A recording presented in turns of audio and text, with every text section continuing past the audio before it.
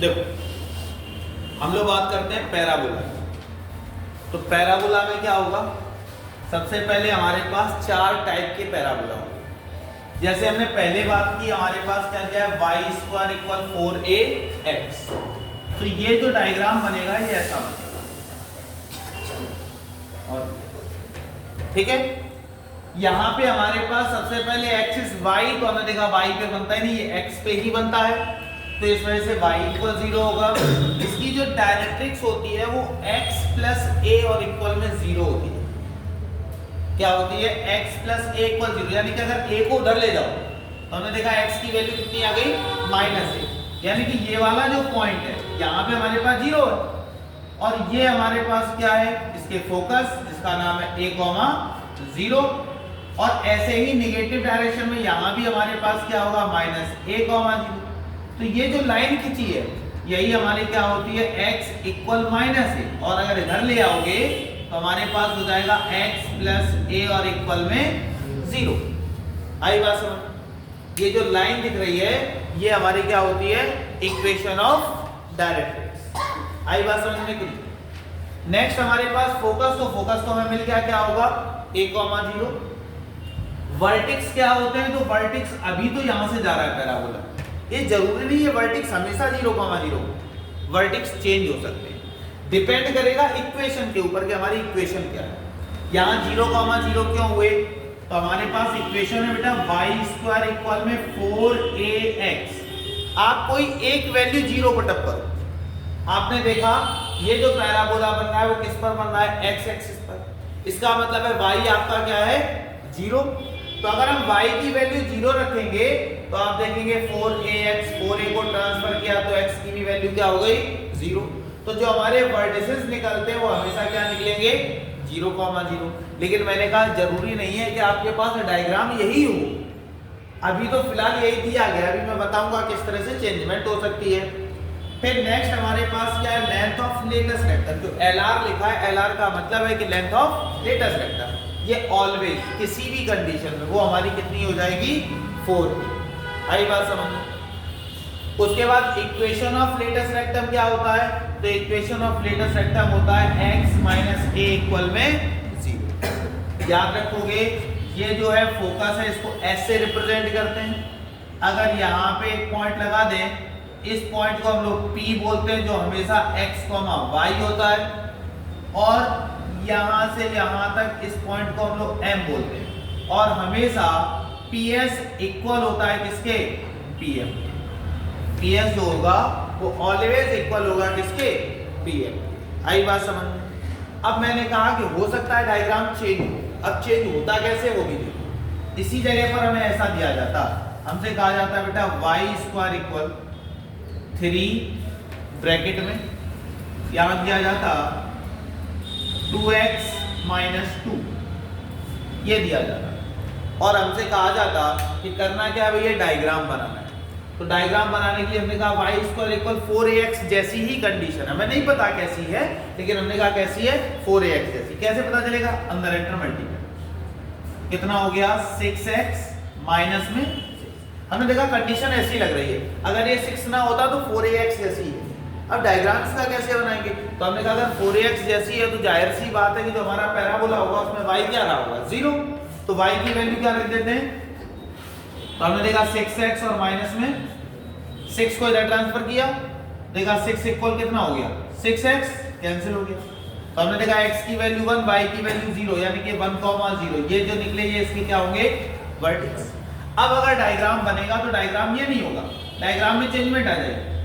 कैसे आ जाएगी, हमने कहा डायग्राम ऐसे ही बनता है, लेकिन हमारे ये जो होते हैं वो ओरिजिन पॉइंट होते हैं 0, 0। लेकिन अब हमारा वर्टेक्स कितना है बेटा, 1, 0, यानी कि x की तो वैल्यू 1 है लेकिन y की वैल्यू 0। तो हमने देखा ये 0 है तो x की वैल्यू कहाँ रही होगी, यहाँ कहीं रही होगी। तो पैराबोला जो होगा वो आपका ऐसे ऊपर जाएगा, इसके जो वर्टेक्स हो जाएंगे वो बेटा कितने हो जाएंगे, 1, 0 हो जाएंगे। फोकस में चेंजमेंट आ जाएगी, कंपेयर करवाने पर देखेंगे फोकस क्या निकलते हैं, और यहाँ पर इस तरह से लाइन। आई बात समझ में कि नहीं है। तो अकॉर्डिंग टू डायग्राम जब हम चेंज करते हैं तो डायग्राम चेंज करते टाइम ये चीज याद रखते हैं कि इक्वेशन क्या दी गई है। आई बात समझ में कि नहीं। इसी जगह पर इक्वेशन अगर दी जाती है y स्क्वायर इक्वल 8x, तो अब देखते हैं x की वैल्यू, सॉरी y की वैल्यू 0 रखते हैं, x क्या आएगा 0, तो इसका मतलब है पैराबोला कहां से होकर जा रहा होगा, ओरिजिन से होकर जा रहा होगा। आई बात समझ में? हम लोग डिपेंड करते हैं इसी के ऊपर, क्या करते हैं, बहुत सिंपल सा काम करते हैं कि y की वैल्यू को 0 रख के देखें, अगर हमारे पास x की भी वैल्यू, याद रहे पैराबोला कौन सा है, डिपेंड करेगा ये किस टाइप का पैराबोला हमारे पास बन रहा है। तो जैसा पैराबोला होगा वैसा हम लोग काम करेंगे। जैसे हम लोग सेकंड वाले की बात करें, इसी में क्या करते हैं, सेकंड उठा लेते हैं। सेकंड में हमने देखा y स्क्वायर इक्वल -4ax है, तो इसका मतलब है कि पैराबोला की जो कंडीशन होगी वो ऐसे होगी, यहां से ये ओरिजिन से होकर जा रहा है। यहीं पे अगर हमारे पास थोड़ी चेंजमेंट हो, हमसे कहते हैं y स्क्वायर इक्वल -4a + 2। देख लेते हैं क्या होगा, हमें क्या पता, हमने क्या किया, y स्क्वायर को 0 किया, है ना, यहाँ देखा कितना हो जाएगा, या x बोल दिया यहाँ पे, तो हमारे पास कितना हो जाएगा -4 और x प्लस 4 को उधर ट्रांसफर किया, x की वैल्यू कितनी आ गई -2, यानी कि -2, 0, तो 0 हमारा ये यहाँ कहीं बन रहा होगा, यहाँ कहीं 2, तो पैराबोला जो होगा वो ऐसे ऊपर जाएगा। आई बात समझ में कि नहीं? तो पैराबोला के डायग्राम अपने मन से नहीं बनते, कोई भी डायग्राम पैराबोला का अपने मन से नहीं बनेगा। हम देखेंगे कि उसका वर्टेक्स क्या है, उसके हमारे पास फोकस क्या है, डायरेक्ट्रिक्स क्या है, या फिर लेटस रेक्टम क्या है। जैसे अगला डायग्राम क्या है, x स्क्वायर इक्वल 4ay। याद करने का तरीका बहुत सिंपल है। अब हमसे क्या कह रहा था, x स्क्वायर इक्वल 4ay, यानी कि ये किस पर वेरी करेगा, y एक्सिस पर। किस पर वेरी करेगा, y एक्सिस, वो भी पॉजिटिव। तो सिंपल सा तरीका ऐसे बनाया, ऐसे y एक्सिस पॉजिटिव कहां है, यहां होता है, तो डायग्राम कैसे बनाएंगे, ऐसे। ये हमारा कौन सा डायग्राम बन गया, x स्क्वायर इक्वल 4ay। यहां पे हमने देखा 4ay है, लेकिन हमारे पास कैसा है, नेगेटिव, तो y में भैया नेगेटिव हमारी तरफ किधर होता है, ये नेगेटिव हो गया। आई बात समझ? जैसे पहला वाला था y square equal 4ax, positive में x टर्म की तरफ, तो x इधर होता है, यानी कि ऐसे बनेगा, और -4ax ऐसे बनेगा। आई बात समझ में कि नहीं? चार डायग्राम हमारे पास बनते हैं। पहला डायग्राम क्या होता है, y स्क्वायर इक्वल 4ax, जो कि x एक्सिस में पॉजिटिव डायरेक्शन में होता है। दूसरा हमारे पास x एक्सिस में नेगेटिव डायरेक्शन, तीसरा ये, और चौथा ये। बस हमें क्या करना है, ये चीजें याद रखनी है। अगर ये हमारे माइंड में सेट है, वैसे याद नहीं करनी होती, अगर डायग्राम बनाओगे चीजें ऑटोमेटिक क्लियर होंगी।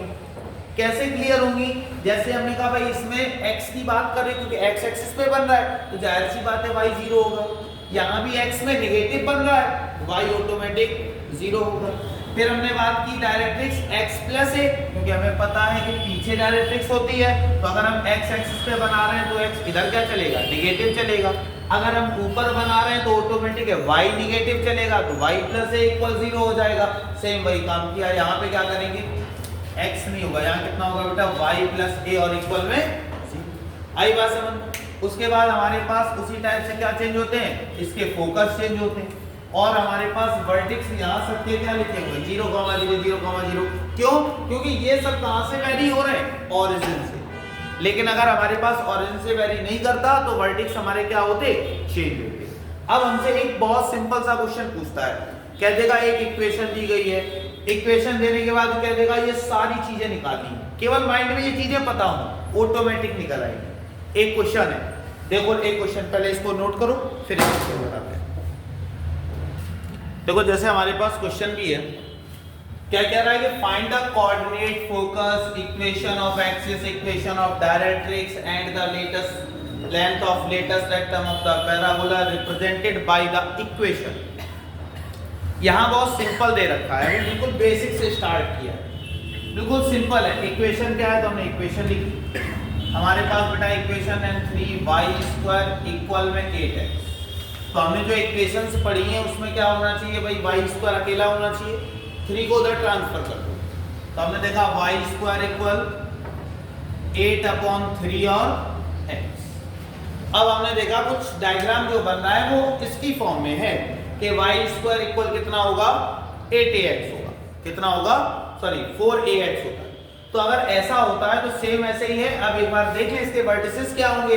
y को अगर 0 करते हैं x भी क्या आ रहा है 0, यानी कि अगर हम डायग्राम बनाना भी चाहें तो हमें पता है कि डायग्राम हमेशा कहां से होकर जाए, ये जो पॉइंट होंगे वो क्या होंगे 0, 0। इसके फोकस हमें पता नहीं है, निकालते हैं। हमने सबसे पहले क्या किया, ये इक्वेशन ऐसी लग रही थी, ऐसी लग रही तो हमने इसके नीचे लिखा y² इक्वल कितना 4ax, और इससे क्या करवा दिया बेटा कंपेयर। ठीक है, जैसे ही हमने कंपेयर करवाया तो देखा x की प्लेस पे x है, y² x की प्लेस पे x है, तो 4a जो हो गया वो कितना हो गया 8/। हमने देखा 4 से कैंसिल करेंगे 2, तो a की वैल्यू जो आ गई वो 2/3 आ गई। ठीक है, a हमें मिल गया। अब a जैसे ही मिला तो हमने देखा एक्सिस।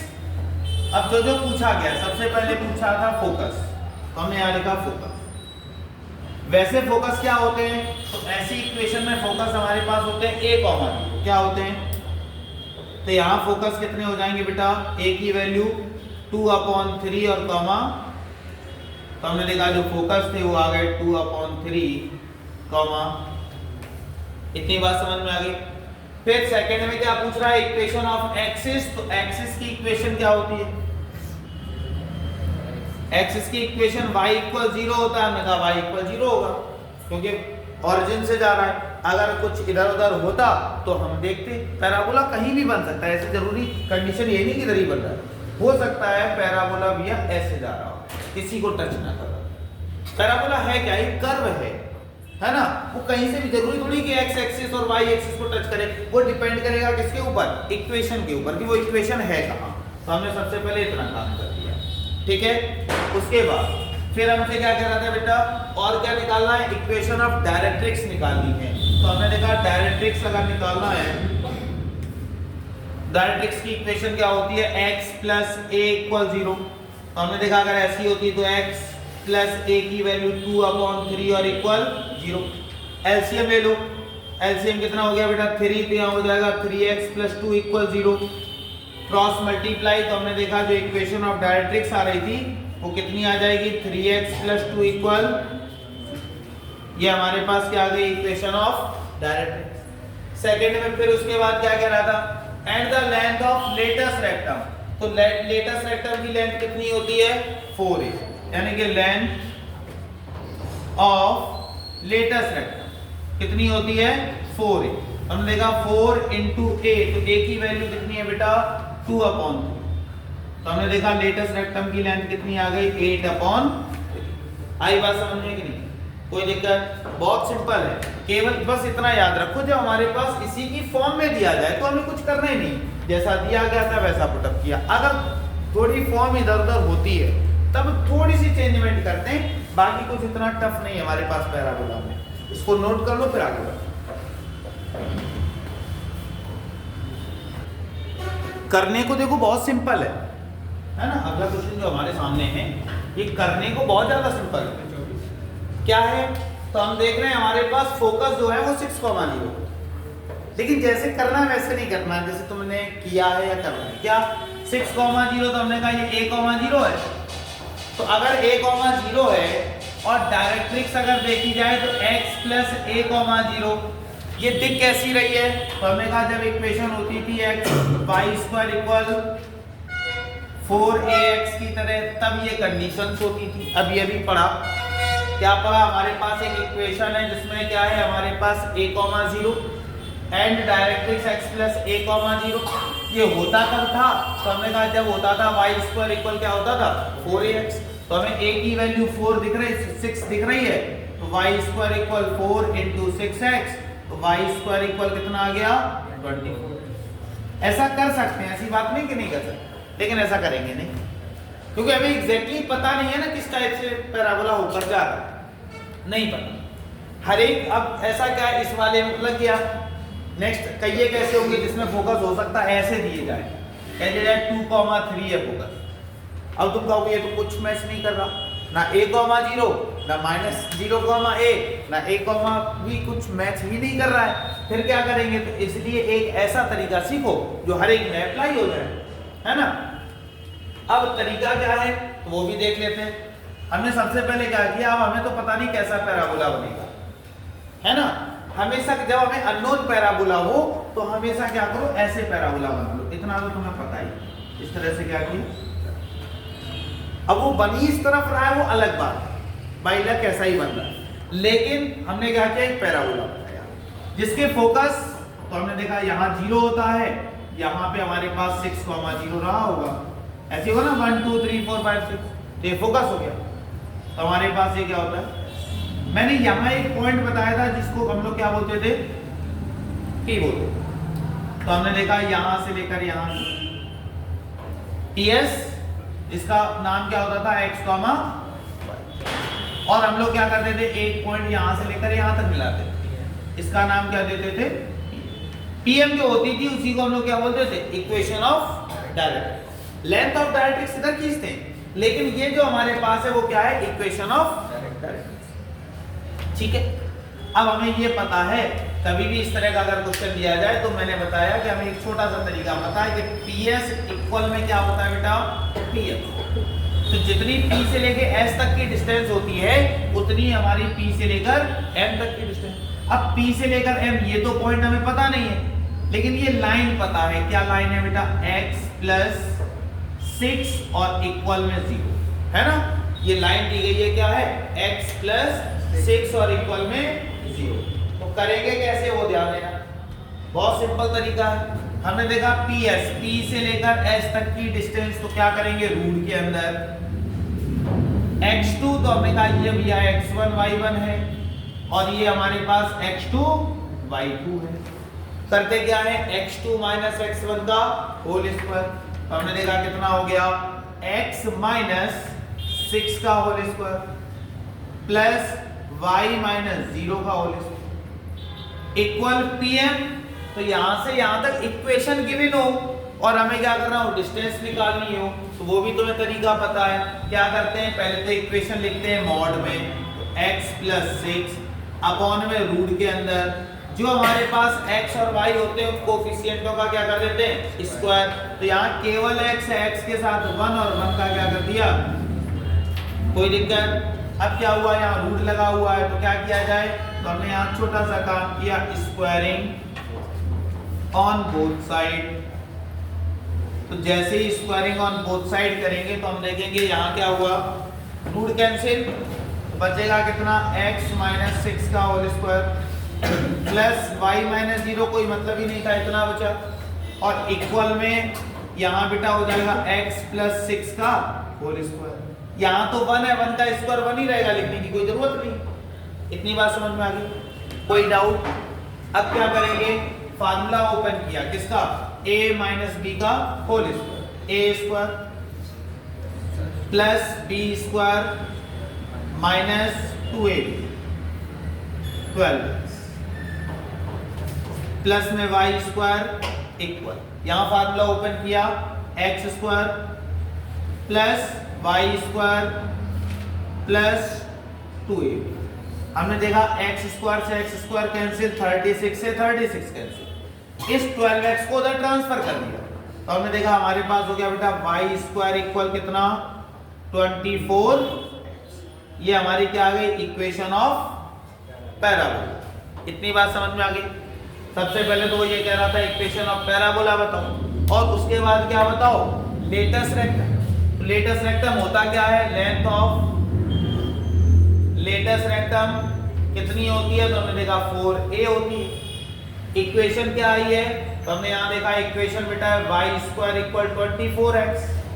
पहले हमने यहाँ देखा y स्क्वायर इक्वल 4ax से कंपेयर करवा दिया, तो हमने देखा यहाँ भी x है, यहाँ भी x है, 4a इक्वल 24। तो हमने देखा कि 4a ही हमारी क्या होती है, लेटस रेक्टम। तो लेटस रेक्टम कितनी आ गई, 24। आई बात समझ में कि नहीं, कोई दिक्कत।